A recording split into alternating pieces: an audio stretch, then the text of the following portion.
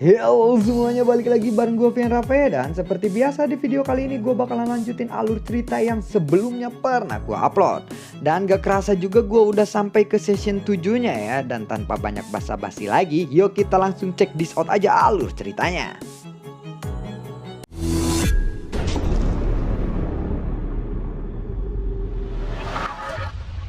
Di episode sebelumnya, Xiaoyan kembali terlibat pertarungan melawan Jinsan.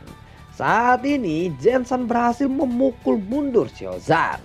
Jinsan lalu berkata, "Satu orang sudah kukalahkan. Lalu siapa selanjutnya?" ucap dari Jinsan. "Kalian semua jangan khawatir," jawab dari Xiaoyan. Dan sosok Xiaozan pun perlahan bangkit dari debu-debu yang berada di tanah. Meskipun ada sedikit debu di wajahnya, tetapi tubuhnya sama sekali tidak terluka. "Ayo serang aku lagi," ucap dari Xiaozan. Jinsan pun sedikit malu ketika dia melihat Xiaozan tampak baik-baik saja walaupun sudah terkena serangan yang begitu kuat darinya. "Kekuatan fisik orang ini memang agak aneh," ucap dari Sawu yang melihat itu. "Aku akan serius kali ini. Kamu pasti tidak akan selamat dari seranganku," ucap dari Jinsan. Jinsan pun lalu memegang palu di tangannya kembali. Dan ada suatu energi yang terkumpul pada senjatanya saat ini. Dia pun langsung melesat untuk menyerang Xiaozan lagi. Hiya, dededuk, buar. Jinsan memukul tubuh Xiaozan secara terus menerus. Tubuh Xiaozan pun perlahan terpental lagi. Xiaoyan pun langsung menangkap Xiaozan sebelum dia menabrak tanah kembali.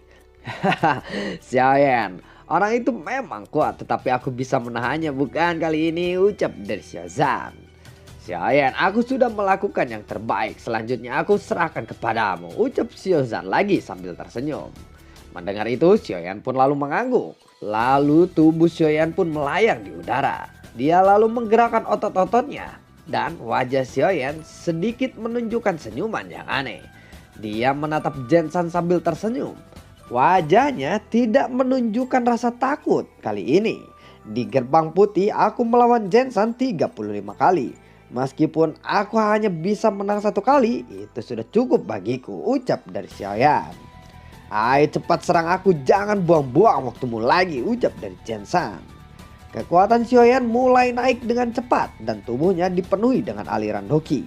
Karena kekuatan misterius dari formasi Tian Xuan Li Xuan, kekuatan Xiaoyan meningkat tajam menjadi Douxian bintang kedua.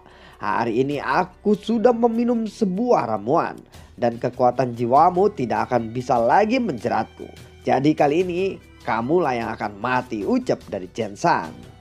"Hahaha, tolong jangan mati terlalu cepat. Aku benar-benar ingin mendapatkan hiburan darimu," ucap dari Xiaoyan. "Tanpa kekuatan jiwa, kamu tidak ada apa-apanya dibandingkan denganku," ucap dari Jinsan. Xiaoyan tidak tergesa-gesa saat dia melihat sosok Jinsan yang terus mendekat kepadanya dan berniat memukulnya dengan palunya. Xiaoyan segera sedikit menyamping dan menghindari serangan Jinsan. Jinsan terkejut saat Xiaoyan bisa menghindari serangannya itu dengan santai. Dan dia terus mengejar untuk mengikuti sosok Xiaoyan. Xiaoyan terbang di udara dengan kecepatan yang sangat tinggi. Dia bisa terus menghindar dari serangan-serangan Jinsan dengan mudah. Saat Jinsan sudah mendekat, Xiaoyan langsung menendang Jinsan. Hiya, dia buar. Jinsan pun langsung kehilangan kestabilannya. Dan dia menabrak tanah dengan suara yang keras.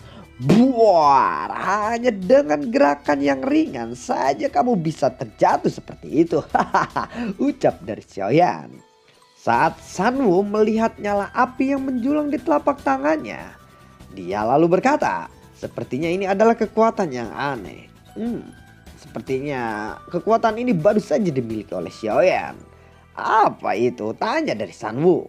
"Mustahil, bagaimana bisa kamu memiliki kekuatan seperti itu?" tanya dari Jinsan. "Mana mungkin aku memberitahu rahasiaku," ucap dari Xiaoyan. Xiaoyan tiba-tiba muncul di belakang Jinsan dengan kecepatan penuh. Saat Jinsan mencoba untuk berdiri, sudah tidak sempat lagi baginya untuk bereaksi. Pedang Xiaoyan langsung mencoba menusuk bagian belakang tubuh Jinsan. Tetapi tiba-tiba ada suara keras yang terdengar dan gaya gravitasi tiba-tiba memenuhi sekeliling tubuh Jensan. Jensan lalu berteriak, "Alam gravitasi!" ucap dari Jensan.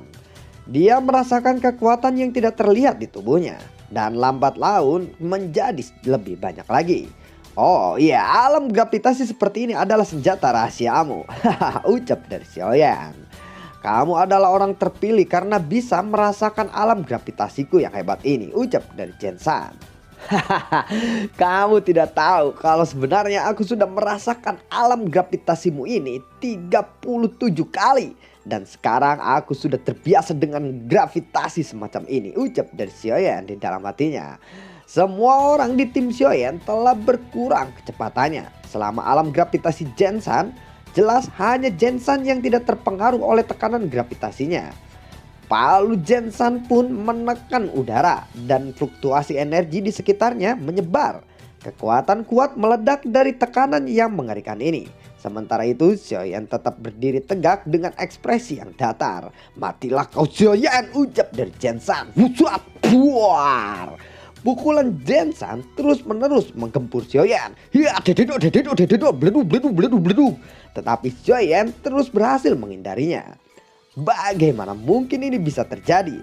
Alam gravitasi Jensan tidak berpengaruh kepadanya, ucap dari Sawu. "Ini benar-benar mustahil," ucap dari Jensan. "Lihatlah, kamu sama sekali tidak ada peluang untuk menang dariku," ucap dari Xiaoyan. Situasi ini sangat merugikan Jensan. Jika saja Jensan dikalahkan, aku akan pasti menyingkirkannya dari geng Hyo, gumam Sawu di dalam hatinya. Karena pelatihannya dalam menara virtual, Xiaoyan menjadi sangat hafal gerakan-gerakan dari Jensan dengan sangat terperinci. Saat Xiaoyan terus menghindar, dia sudah memiliki panah suci di tangannya. Dan panah api surgawi suci ini sudah terbentuk menjadi busur. Lalu Xiaoyan menembakkan dengan cepat ke arah Jensan. Dia menembakkan 10 anak panah ke arah Jensan. Tetapi Jensan mengabaikan panah-panah itu. Menurutnya panah-panah ini tidak mungkin menjadi ancaman untuknya. Semua panah itu menghantam tubuh Jensan. Tetapi panah yang dilemparkan Xiaoyan langsung hancur seketika. "Alam gravitasiku ini bukan hanya soal tekanan. Semua seranganmu itu juga pasti akan melemah kepadaku," ucap Jensan sambil tersenyum. Melihat itu Xiaoyan sama sekali tidak panik. Walaupun Jensan terus-terusan menyerangnya dengan palu, Xiaoyan tetap bisa menghindarinya. "Apakah kamu akan terus menghindar seperti ini?" tanya dari Jensan. Jensan terus mengayunkan palunya. Xiaoyan lalu berteriak, "Api surgawi!" ucap dari Xiaoyan.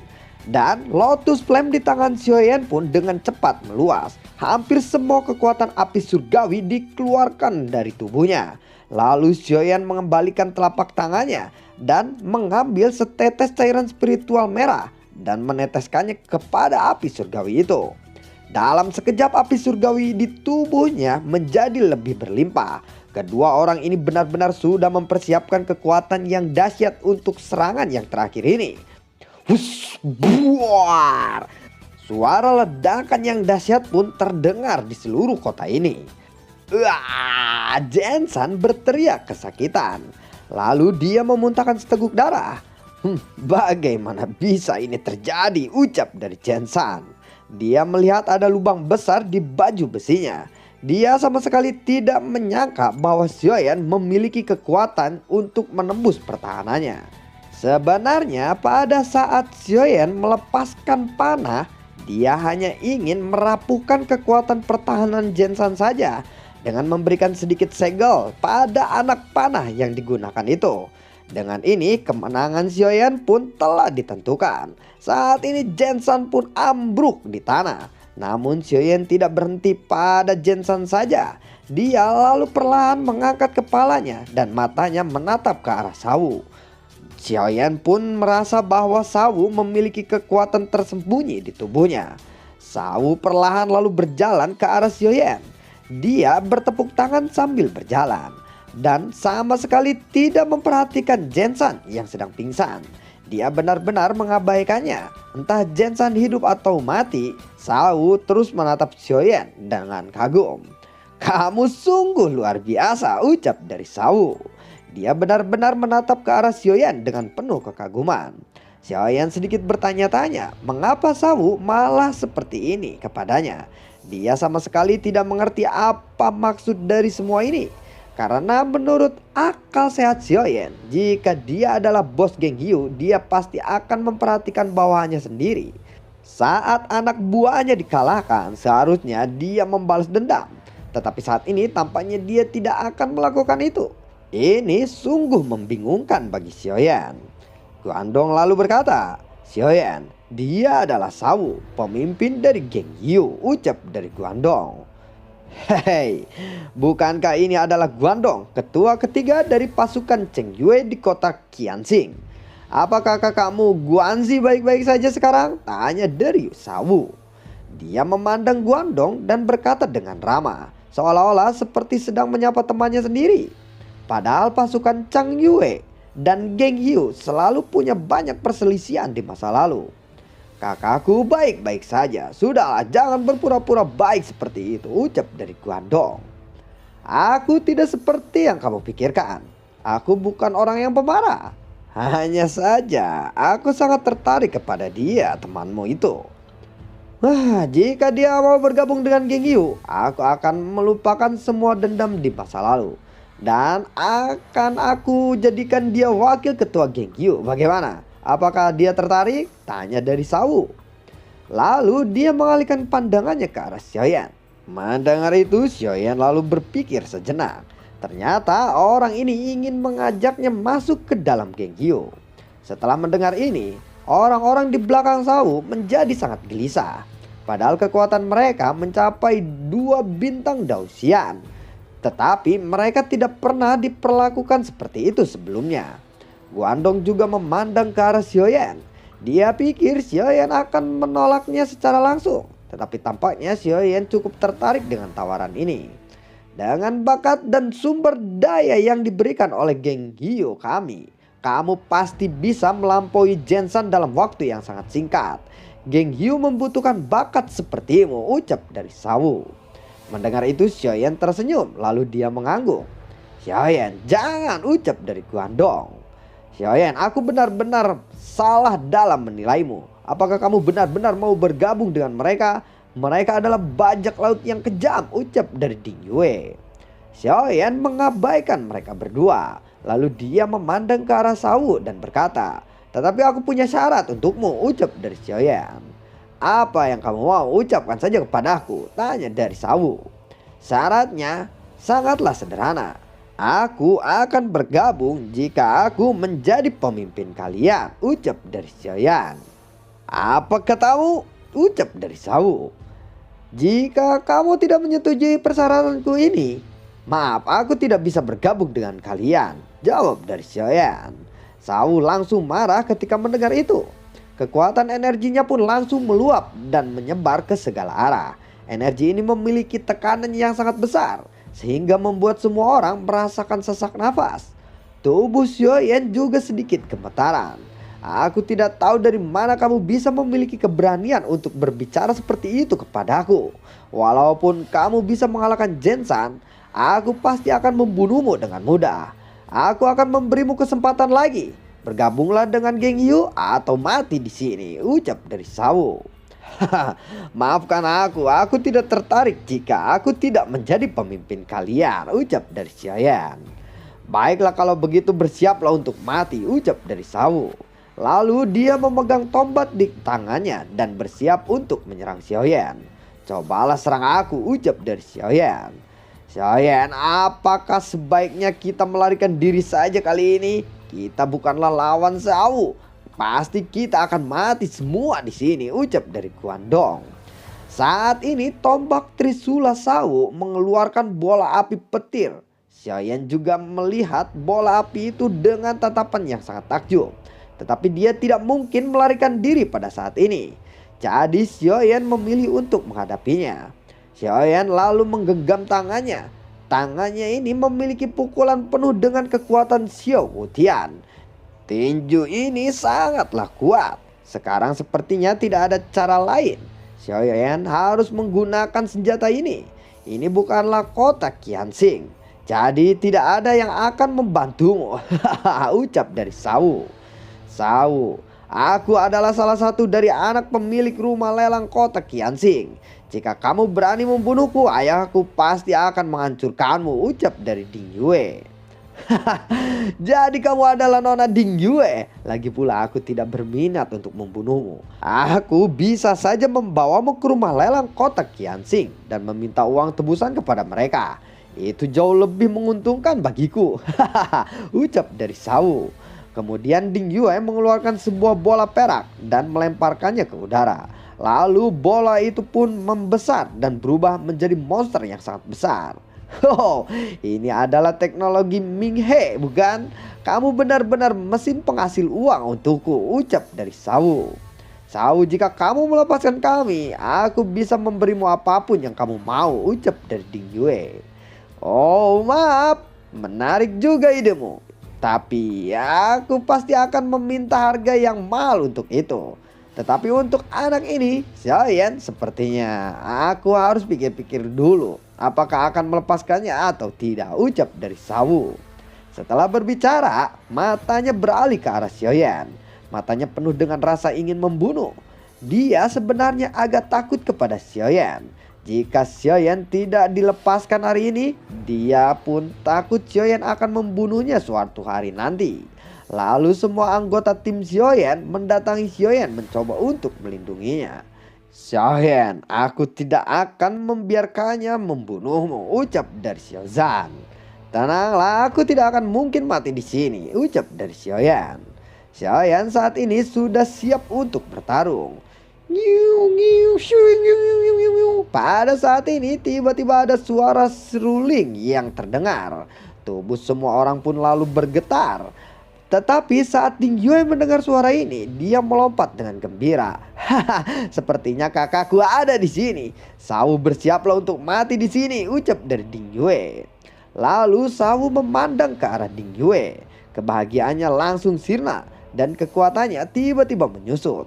Tombak Trisula di tangannya pun disimpan dengan buru-buru. Seluruh wajahnya berkeringat. Sambil gemetaran, dia lalu menundukkan kepalanya dan tidak berani berbicara lagi.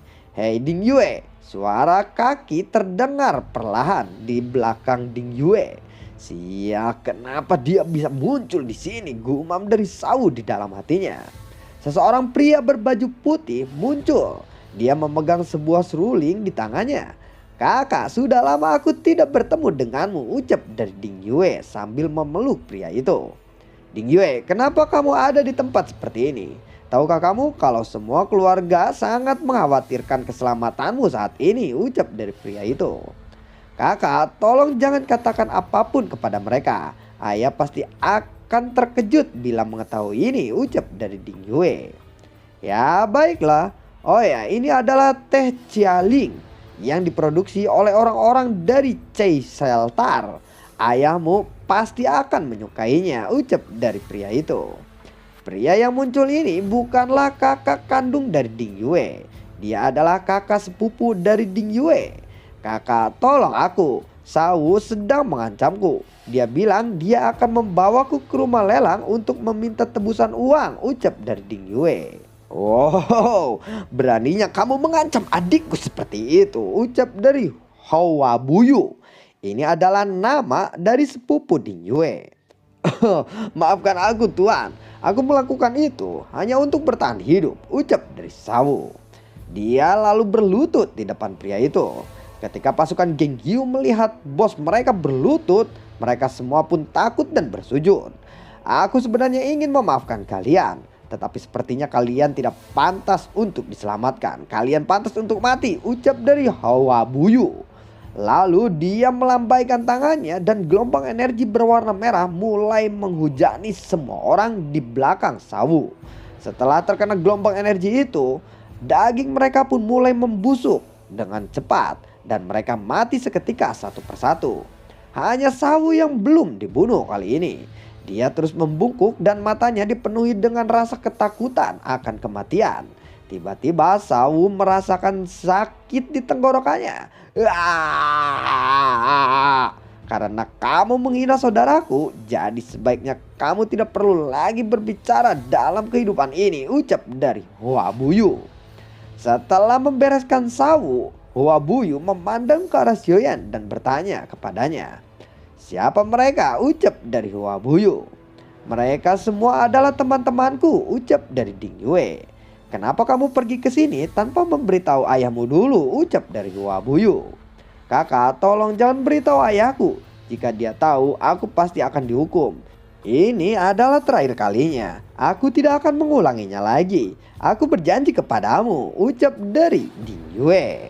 Lalu bagaimanakah kelanjutan ceritanya?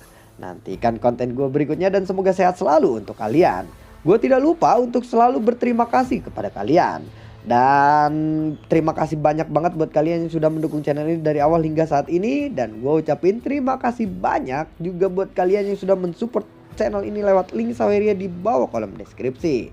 Dan semoga kalian sehat-sehat aja dan baik-baik aja. Dan sampai ketemu lagi di video gue berikutnya. Sampai jumpa dan assalamualaikum. Dadah.